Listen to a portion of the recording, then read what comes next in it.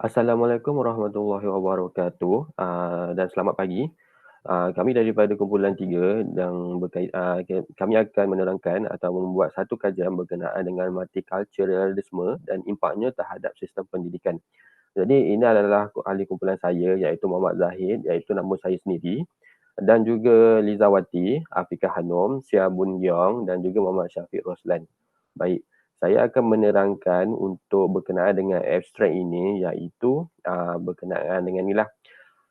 Okey, Malaysia adalah salah satu negara yang mempunyai pelbagai jenis kepelbagaian iaitu perbezaan bangsa, agama, bahasa dan sebagainya. Jadi oleh itu perkara ini dapat memberi kesan kepada masyarakat dalam semua aspek, terutamanya dalam sistem pendidikan. Tujuan penyelidikan ini adalah untuk mengetahui penerimaan pelajar terhadap multiculturalisme dan mengkaji pengaruh multiculturalisme dalam sistem pendidikan. Dan juga terakhir objektif ini adalah berkenaan dengan langkah-langkah untuk memperkukuhkan pemupukan idea pelbagai budaya dalam sistem pendidikan itu sendiri. Dan juga penyelidikan ini berdasarkan soal selidik dan juga bahan rujukan. Itu adalah abstrak mengenai dengan kajian ini. Seterusnya, untuk pengenalan, multiculturalisme merujuk kepada strategi dan dasar yang tidak hanya diterima oleh secara konseptual tetapi juga digunakan oleh masyarakat untuk menangani fenomena multicultural dengan keadaan atau ciri sosial yang pelbagai. Jadi, konsep multiculturalisme ini menekankan dan mengekalkan ciri-ciri budaya primitif iaitu ciri-ciri budaya asal sehingga dapat difahami dan diterima oleh orang lain. Oleh itu dalam multiculturalisme oleh itu minta maaf. Oleh itu dalam multiculturalisme pendidikan perlu dilakukan kerana walaupun falsafah pendidikannya berbeza-beza mengikut tingkah laku dan faktor pembentukannya, sistem pendidikan pada dasarnya merupakan strategi untuk memenuhi keperluan asas masyarakat manusia. Itu adalah pengenalan. Jadi sebelum ni saya ada menerangkan pada abstrak mengenai objektif kajian. Jadi ini adalah 3 objektif yang berkait rapat dengan kajian inilah. Jadi nombor 1 adalah berkenaan dengan mengenal-pasti implikasi multiculturalisme terhadap sistem pendidikan. Nombor 2 mengkaji langkah untuk menekankan ideologi multiculturalisme dalam sistem pendidikan. Dan juga akhir sekali adalah mengetahui penerimaan ideologi multiculturalisme dalam kalangan pelajar.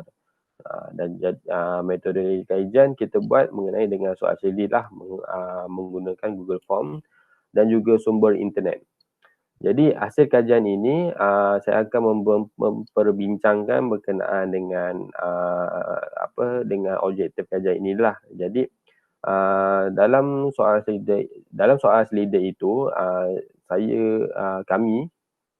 kami ada menekankan dengan pelbagai pecahan mengikut agama dan juga pecahan mengikut responden mengikut bangsa. Okey. Jadi dalam mengikut pecahan agama terdapat pelbagai agama juga iaitu Islam, Hindu, Buddha dan juga Kristian. Namun tetapi Islam bermajoriti sebanyak 75% menjawab soalan ini. Dan untuk mengikut bangsa pula, terdapat pelbagai bangsa di sini iaitu yang terdiri daripada Melayu, Kadazan, India, Cina, Bumi Putera Sabah, Bajau, Tidong, Sungai. Jadi ini pelbagai bangsa yang menjawab soalan ini. Jadi kita mengetahui dengan kajian ini, pelbagai bangsa dapat kita membuat satu kajian lah. Jadi apakah penerimaan mereka sebab kita menumpukan satu pelbagai bangsa dekat sini. Jadi ini adalah kita punya ini adalah sebit adalah salah satu penerangan daripada graf ini, pie chart ini. Dan juga untuk soalannya terdiri daripada implikasi iaitu dalam objektif pertama iaitu saya akan menerangkan pada bahagian empat-empat inilah iaitu salah soalan tu adalah daripada mewujudkan sistem persekolahan pelbagai aliran, mewujudkan integrasi nasional, mengukuhkan perpaduan, menimbulkan persaingan antara kumpulan budaya. Jadi daripada sini antara tiga-tiga ini daripada tiga-tiga ini mereka ini adalah sangat bersetuju iaitu dengan implikasi ini dapat mewujudkan sistem persekolahan pelbagai aliran lah. Namun tetapi untuk menimbulkan persaingan antara kumpulan budaya ini, mereka adalah sangat tidak setuju bahawa persaingan antara budaya ini akan menimbulkanlah dengan pelbagai implikasi yang negatif ataupun jadi mereka ini adalah sangat tidak setuju. Okey, dan untuk langkah menerapkan multikulturalisme dalam sistem pendidikan ini bermajoriti semua adalah setuju, iaitu terdiri daripada soalan penggabungan setiap jenis sekolah. Ini adalah langkahnya ya. Dan juga pengisian kurikulum dan kurikulum budaya, meningkatkan sistem penyampaian mengenai perpaduan dan juga mengadakan program pengenalan budaya. Jadi dalam soalan yang last ni saya menekankan pada apakah peranan universiti untuk mengenalkan budaya ataupun bangsa-bangsa lain, iaitu melalui program yang pihak universiti perlu lakukanlah. Jadi mereka ini daripada responden ini mereka bersetuju untuk mengadakan program pengenalan budaya. Dan juga untuk penerimaan ideologi, soalan yang last sekali, objektif yang akhir sekali adalah berkenaan dengan penerimaan ideologi multikulturalisme dalam kalangan pelajar. Jadi soalan-soalannya adalah terdiri daripada terdedah dengan kepelbagaian kaum, menerima untuk bekerjasama, faham dan menerima budaya lain, iaitu faham dan memahamilah. Dan juga ideologi multikulturalisme memiliki banyak kebaikan. Jadi mereka adalah bersetuju daripada ini. Okey. So daripada situ kita dapat tahulah apakah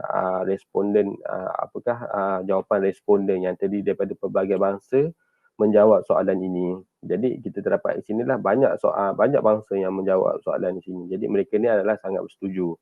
Jadi untuk menyimpulkan dengan kami punya kajian ini, iaitu penerimaan ideologi multikulturalisme bergantung kepada sifat individu itu sendiri dan hasil kajian menunjukkan majoriti pelajar menerima ideologi ini. Dan juga objektif kedua juga tercapai, iaitu ideologi multikulturalisme dalam sistem pendidikan memberi kebaikan kepada pelajar. Jadi dapat memupukkan satu perpaduan. Okay, yang terakhir sekali adalah berkenaan dengan langkah-langkah penanaman nilai-nilai multikulturalisme dalam sistem pendidikan, iaitu dapat membantu untuk lebih memahami lagi masyarakat yang berbilang kaum yang ada di Malaysia ini tanpa rasa terpinggir. Jadi langkah-langkah ni adalah perlu untuk dilakukan dalam keadaan sekarang lah. Okay, itu saja daripada kami, daripada kumpulan 3. Terima kasih.